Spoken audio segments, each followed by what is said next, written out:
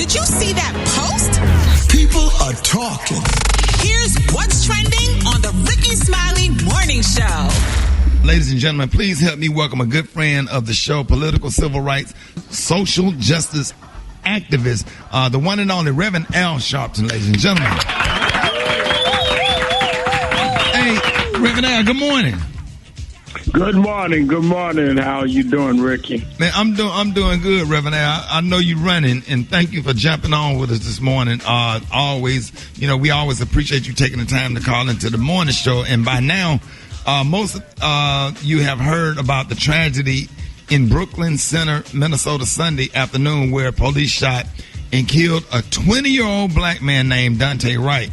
Reverend Al, this is a parent's worst nightmare, and you've been talking with Daunte's father. What can you share with us about this young man? Well, the young man, I talked to Daunte's father yesterday. He was 20 years old. He had just got a new car. He was on his way to get the car washed. And apparently the police said that his tags that they noticed had been expired. And they pulled him over. Then they said he had a warrant. They wanted to apprehend him. He got ready to get in the car, and a policeman shot him one time, saying she thought it was the taser. Clearly, this happened 10 miles away from where the trial of Derek Chauvin, who was on trial for the murder of George Floyd. And you must remember, Rickey, there's been a litany of cases in Minneapolis from Philando Castile on. So this is not new, which is why you're seeing the outrage in the city, both in Brooklyn Center, which is right in the suburbs of Minneapolis, and in Minneapolis. And this is going to continue until we have serious federal laws on policing. So the father and I spoke. We certainly in National Action Network are going to be supportive of that family as we stood by George Floyd family and so many others. I'm headed back out right after National Action Network's convention. Our convention is this week. And I'll be with the families of both as we wind down George Floyd's trial and prepare for the services for this young brother Wright. But clearly, when we look at the value of our lives have been so minimized and devalued, you know why we say Black Lives Matter. Just think about it. George Floyd is dead because they thought a $20 bill was counterfeit, that he bought a pack of cigarettes. Dwayne Wright is dead because of some expired tags on his car. I mean, are we not worth more than a $20 bill or some expired tags? This would not happen in any other community, and we cannot continue to tolerate it happening in ours. And white people can go and shoot up a whole movie theater and a whole mall, kill a whole lot of people and get apprehended and taken to Burger King to get something to eat before they go to jail. It's crazy and it makes you angry, Reverend Al.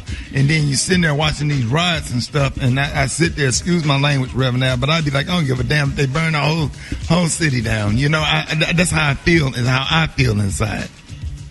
Yeah, well, I know that the feeling, all of us are angry and all of us are full of rage, but then the question is, after we express our rage, then what? If we don't change the laws, we just going to get calm down till the next thing gets us angry. Right. Well, how did we deal with being in the back of the bus? We changed the laws, which is what put us in the front of the bus and all the way to the White House. We have got to pass the George Floyd Policing Act. It has passed the House. It needs to pass the Senate, where it changes, where the federal crimes are for killing unarmed people, where you removed the qualified immunity, where you can sue the policeman, so when he leaves his house in the morning, his wife knows or her husband knows if you kill somebody, we can lose the house and the car, not that the city pays for it, that there's a directory where you can't go from one county to the other if you do something wrong. We need to pass federal law. We start our National Action Network convention tomorrow, and many of Biden's cabinet members, including maybe him, are going to be saying something virtually to us. People ought to tune in to www.nationalactionnetwork.net for the next 3 days, starting 9 a.m. Eastern Time tomorrow morning. and as we plan out a future of what we're going to do, including federal laws on policing.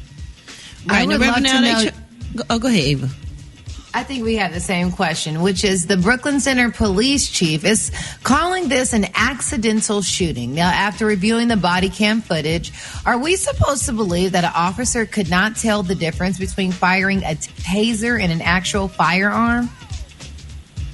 Well, the weight of a taser is different. The carriage is different. Where you're supposed to put it on your belt or your pocket is different. So we are supposed to believe, just because they said it, that a 26-year veteran of the police department didn't know the difference. And then they tell us don't rush to judgment. How do they rush to judgment and say, oh, it was just an accident? The accident is if we do not thoroughly find out what happened. And then if they got to shoot, why they shoot to kill? You can't shoot nobody in the ankle.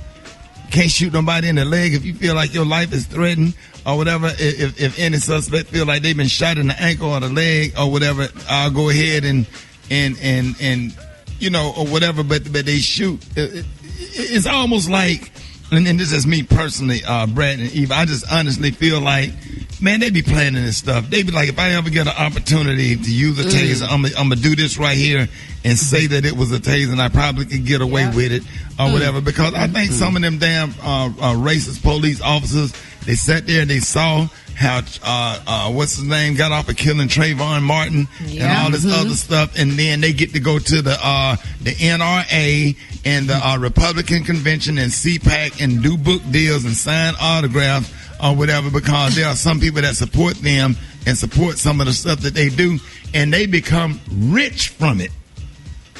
Rich. And they will continue to until we stop it. How do you stop crime in our community? You prick walk them. When police start getting prick walked, when they start losing their homes, not getting rich, they will learn how to turn their behavior around. We can't make them like us, but we can sure make them stop killing us. And we have got to do what we've got to do. Not just get angry, but channel our anger into doing something about it. I've been doing this for years. I'm tired of seeing us having to go through the same thing over and over again. We burned down South Central. We burned down Watts. We burned down North. Yeah. What we need to do is change the laws. Right. And now that we put Biden in the White House, put the majority of the Senate and the Congress, we need them to deliver what they promised to deliver. We didn't put them there for their careers. We put them there for our lives. Right.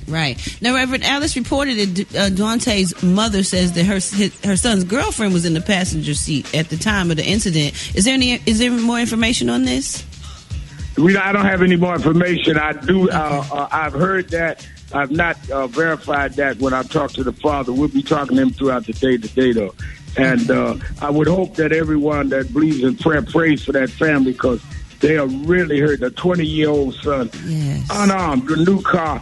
And pray for the George Floyd family. I've been out there 2 or 3 times to the trial with them. And let me tell you something. For them to have to continue to watch that video and then the autopsy, to us, it's a cause, it's an issue. This is their brother. This is their cousin. This is their father. And I want everybody to remember the human side of this. Well, I don't even believe they had the right to arrest George Floyd. Well, I mean, if you were in another community and the guy behind the counter said, I think this bill was counterfeit, tells the supervisor called the police, they come. George Floyd is still sitting in the car in front of the place. If you were passing a counterfeit bill and knew it, you would have gotten your car, got away, said, well, I got away with that. In fact, he's sitting there to tell them he wasn't running from something. You would then ask him, did you know this was counterfeit? Do you have any other money to buy the pack of cigarettes? Why would you arrest him in the first place? Let's known drag him to the ground and put your knee on his neck. But that's how they don't value us. We've got to show we value ourselves. The government we pay taxes to got to protect us. We value ourselves just like anybody else in this country. All right, Reverend Al, how can people follow you and the work that you're doing through the National Action Network? www.nationalactionnetwork.net. Starting tomorrow morning, tune in, log into our convention. All day is virtual from New York the next 3 days and hear how we map out things and hear our speakers. And let's keep fighting. We cannot be discouraged and throw up our hands in despair. Our very lives are at stake. Hey, love you and appreciate you, Reverend Al, always. You already know how. Appreciate you and the whole team. Thank you. Yes, sir. God bless you. Rickey Smiley Morning Show.